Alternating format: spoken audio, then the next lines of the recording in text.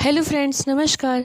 आज के वीडियो में हम जानेंगे श्री कृष्ण भगवान की बहन सुभद्रा का अपहरण अर्जुन ने क्यों किया था, और साथ ही ये भी जानेंगे कृष्ण भगवान अपने भक्तों पर किस प्रकार कृपा करते हैं। आइए जानते हैं इस वीडियो में। इस अध्याय में वर्णन किया गया है कि किस प्रकार अर्जुन ने सुभद्रा का अपहरण किया और किस प्रकार भगवान कृष्ण अपने भक्तों बहुलाश और श्रुतदेव को आशीर्वाद देने के लिए मिथिला गए।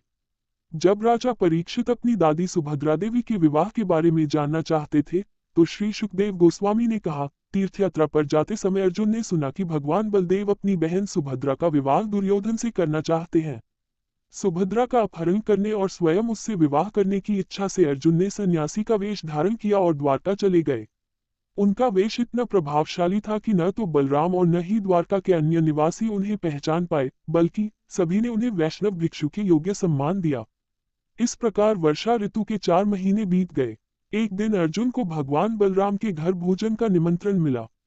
वहां उनकी नजर सुभद्रा पर पड़ी और वे तुरंत उनकी कामना से अभिभूत हो गए। सुभद्रा भी अर्जुन को अपना पति बनाना चाहती थी, और इसलिए उसने शर्म से उसकी ओर देखा। कुछ दिनों बाद सुभद्रा रथ उत्सव में भाग लेने के लिए महल से बाहर निकली। इस अवसर का लाभ उठाते हुए अर्जुन ने सुभद्रा का अपहरण कर लिया और उन यादवों को पराजित कर दिया जिन्होंने उसे रोकने की कोशिश की थी। भगवान बलराम पहले तो ये सुनकर बहुत क्रोधित हुए, लेकिन जब भगवान श्री कृष्ण और परिवार के अन्य सदस्यों ने उन्हें शांत किया, तो वे प्रसन्न हुए और दूल्हा दुल्हन को शानदार शादी के उपहारों के साथ विदा किया। मिथिला नगरी में श्री कृष्ण के भक्त श्रुतदेव नामक एक ब्राह्मण रहते थे। ईश्वर की कृपा से वे अपने तथा अपने परिवार के भरण पोषण के लिए ही मुश्किल से धन कमा पाते थे। फिर भी वे सदैव संतुष्ट रहते थे तथा अपना सारा समय धार्मिक कार्यों में व्यतीत करते थे। मिथिला में रहने वाले भगवान के एक अन्य महान भक्त राजा बहुलाश थे। राजा जनक जिस वंश में उत्पन्न हुए थे, उसी वंश के बहुलाश ने संपूर्ण विदेह प्रांत पर शासन किया। फिर भी वे श्रुतदेव के समान ही भौतिक संपदा से विरक्त रहे। इन दोनों महात्माओं की भक्ति भावना से प्रसन्न होकर भगवान कृष्ण नारद तथा अनेक विद्वान मुनियों को साथ लेकर अपने रथ पर सवार होकर उनसे मिलने मिथिला गए। मिथिला के लोगों ने भगवान तथा उनके संत मंडल का बड़े हर्ष के साथ स्वागत किया। उन्होंने कृष्ण के लिए विभिन्न उपहार लेकर उन्हें तथा ऋषियों को प्रणाम किया। बहुलाश और श्रुतदेव दोनों आगे बढ़े और उन्होंने आदरपूर्वक श्री कृष्ण से अपने घर आने का अनुरोध किया। उन दोनों को संतुष्ट करने के लिए भगवान ने अपना रूप बदला और एक साथ उनके प्रत्येक घर गए। उन्होंने प्रत्येक ने उनकी उचित पूजा की, प्रार्थना की, उनके पैर धोए और फिर अपने और अपने सभी परिवार के सदस्यों पर स्नान के जल का छिड़काव किया। भगवान कृष्ण ने तब अपने साथ मौजूद ऋषियों की प्रशंसा की और सामान्य रूप से ब्राह्मणों का महिमा मंडन किया। उन्होंने अपने यजमानों को भक्ति सेवा के बारे में निर्देश भी दिए। इन निर्देशों को समझते हुए श्रुतदेव और बहुलाश दोनों ने ऋषियों और भगवान श्री कृष्ण का अनन्य भक्ति से सम्मान किया। भगवान कृष्ण फिर द्वारका लौट आए। राजा परीक्षित ने कहा, हे ब्राह्मण, हम जानना चाहते हैं कि अर्जुन ने भगवान बलराम और भगवान कृष्ण की बहन से किस प्रकार विवाह किया, जो मेरी दादी थी। ग्रंथ सुखदेव गोस्वामी ने कहा, दूर दूर तक यात्रा करते हुए विभिन्न तीर्थ स्थानों का भ्रमण करते हुए अर्जुन प्रभास पहुंचे। वहां उन्होंने सुना कि भगवान बलराम अपनी ममेरी बहन सुभद्रा का विवाह दुर्योधन से करना चाहते हैं, तथा अन्य कोई भी इस योजना से सहमत नहीं था। अर्जुन स्वयं उससे विवाह करना चाहते थे, इसलिए उन्होंने त्रिदलों से युक्त एक सन्यासी का वेश धारण किया और द्वारका चले गए। वे अपना उद्देश्य पूरा करने के लिए वर्षा ऋतु में वहां रुके। भगवान बलराम तथा नगर के अन्य निवासियों ने उन्हें न पहचानकर उनका भरपूर आदर सत्कार किया। एक दिन भगवान बलराम उसे अपने घर भोजन हेतु आमंत्रित किए और भगवान ने जो भोजन अर्जुन को आदरपूर्वक दिया, उसे अर्जुन ने खाया। वहां उसने अद्भुत युवती सुभद्रा को देखा, जो वीरों को भी मोहित करने वाली थी। उसकी आंखें प्रसन्नता से फैल गईं और उसका मन व्याकुल होकर उसके विचारों में लीन हो गया। अर्जुन स्त्रियों के लिए अत्यंत आकर्षक था और जैसे ही सुभद्रा ने उसे देखा, वह उसे पति रूप में पाने के लिए इच्छुक हो गई। वह तिरछी निगाहों से लज्जित होकर मुस्कुराती हुई अपना हृदय और आंखें उस पर टिकाए रही। केवल उसी का ध्यान करते हुए तथा उसे हर लेने के अवसर की प्रतीक्षा करते हुए अर्जुन को शांति नहीं मिल रही थी। उसका हृदय तीव्र कामना से कांप रहा था।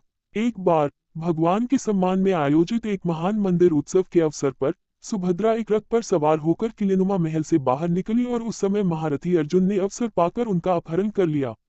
सुभद्रा के माता पिता तथा कृष्ण ने इसकी अनुमति दी थी।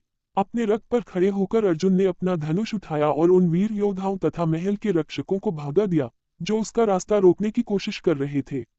उसके सगे संबंधी क्रोधित होकर चिल्ला रहे थे, और वे सुभद्रा को उसी तरह ले गए, जैसे सिंह छोटे पशुओं के बीच से अपना शिकार ले जाता है।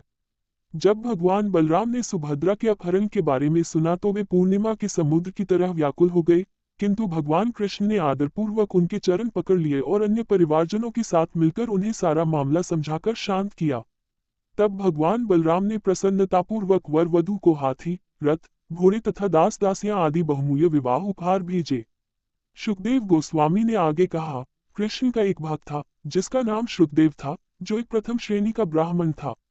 भगवान कृष्ण की अनन्य भक्ति से पूर्णतया संतुष्ट, वह शांत, विद्वान तथा इंद्रिय तृप्ति से मुक्त था। विदेह राज्य के अंतर्गत मिथिला नगरी में एक धार्मिक गृहस्थ के रूप में रहते हुए वे अपने कर्तव्यों का पालन करते हुए जो भी जीविका उन्हें आसानी से प्राप्त हो जाती थी, उसी से अपना भरण पोषण करते थे। ईश्वर की इच्छा से उसे प्रतिदिन उतना ही मिलता था, जितना उसे अपने भरण पोषण के लिए चाहिए था, इससे अधिक नहीं। इससे संतुष्ट होकर वह अपने धार्मिक कर्तव्यों का उचित पालन करता था। इसी प्रकार उस राज्य के राजा परीक्षित भी अहंकार से मुक्त थे, जो मिथिला वंश के बहुलाश नामक वंशज थे। ये दोनों भक्त भगवान अच्युत को बहुत प्रिय थे।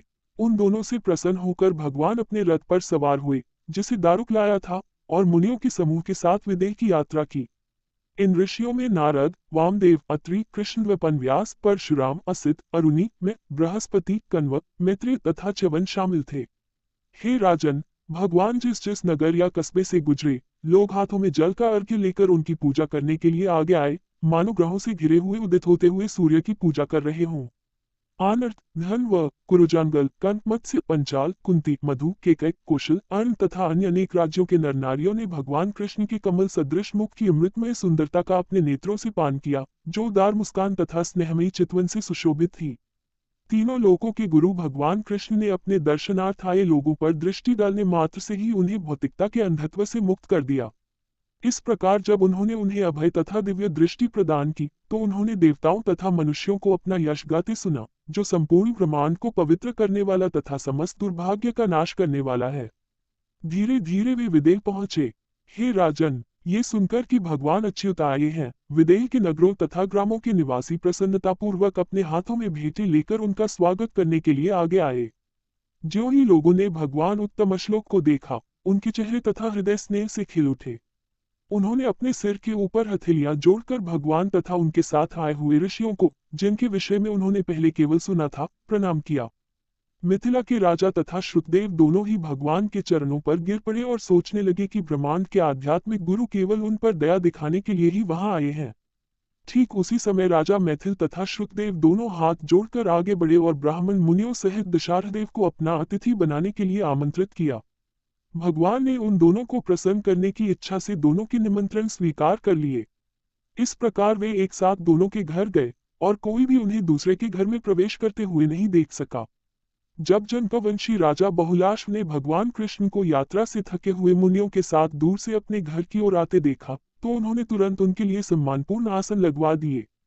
जब वे सब लोग आराम से बैठ गए, तब प्रसन्नता से अभिभूत तथा आंसुओं से भरी हुई आंखों वाले बुद्धिमान राजा ने उन्हें प्रणाम किया और अत्यंत भक्तिपूर्वक उनके चरण धोए। उन्होंने उस जल को, जो संपूर्ण जगत को पवित्र कर सकता था, अपने तथा अपने परिवार के सदस्यों के सिर पर छिड़का। फिर उन्होंने उन सभी महान प्रभुओं को सुगंधित चंदन, पुष्पमालाएं, सुंदर वस्त्र और आभूषण, धूप, दीप, अर्घ्य तथा गाय और बैल भेंट करके उनकी पूजा की। जब वे लोग तृप्त होकर खा चुके, तो उनके और अधिक आनंद के लिए राजा ने धीरे धीरे तथा कोमल वाणी में बोलना आरंभ किया तथा भगवान विष्णु के चरणों को अपनी गोद में लेकर प्रसन्नतापूर्वक उन्हें दबाना आरंभ किया। श्री बहुलाश ने कहा, हे सर्वशक्तिमान प्रभु, आप समस्त प्राणियों की आत्मा हैं, उनके स्वयं प्रकाशित साक्षी हैं, और अब आप हम लोगों को अपना दर्शन दे रहे हैं, जो निरंतर आपके चरण कमलों का ध्यान करते हैं। आपने कहा है, न तो अनंत देवी श्री, न ही अजन्मा ब्रह्मा मेरे अनन्य भक्त से अधिक प्रिय है। अपने शब्दों को सत्य सिद्ध करने के लिए आपने अब हमारे सामने स्वयं को प्रकट कर दिया है।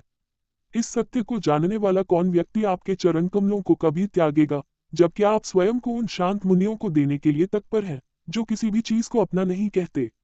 आपने यदुवंश में प्रकट होकर अपनी महिमा का प्रसार किया है, जो तीनों लोकों के समस्त पापों को दूर करने वाली है, तथा जन्म मृत्यु के चक्र में फंसे हुए लोगों को मुक्ति दिलाने के लिए आपने ऐसा किया है।